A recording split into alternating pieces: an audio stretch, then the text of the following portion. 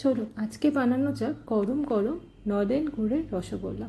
রসগোল্লা বানানো খুব সহজ, শুধু একটু সময় সাপেক্ষ। 1.5 লিটার মতো দুধ রুম টেম্পারেচারে রেখেছিলাম। ভালো করে জাল দিয়ে ফুটিয়ে নিয়ে তাতে 1 কাপ জলে একটা লেমন জুস গুলে গ্যাস অফ করে সেই লেমন জুস মেশানো জলটা দিয়ে ভালো করে নাড়লেই এরকম ছানা তৈরি হয়ে যাবে। ছানাটা ছেঁকে নিয়ে বেশ কিছুক্ষণ আলাদা সাইড করে রাখতে হবে, যাতে একদম জল ঝরানো একটা ছানা পাওয়া যায়। অন্য একটা পাত্রে 2 কাপ মতো জল নিয়ে তাতে 1 কাপ চিনি আর এক কাপ মতো গুড় নিয়েছিলাম। সেটা ভালো করে ফুটিয়ে নিতে হবে যতক্ষণ না গুড় আর চিনি একদম কমপ্লিটলি ডিসলভ হয়ে যায়।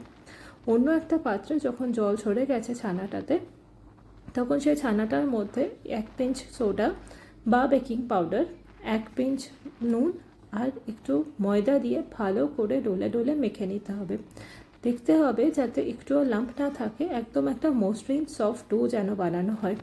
সফট ডো বানানো হয়ে গেলে একটু ঘি মাখিয়ে তাতে ছোট ছোট বল তৈরি করে নিতে হবে, যাতে একদম একটা লাম্প ফ্রি ক্র্যাক ফ্রি বল পাওয়া যায়।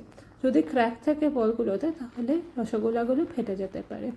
একটা ক্র্যাক ফ্রি বল তৈরি করে আমরা আলাদা পাত্রে সাইডে রেখে দেব।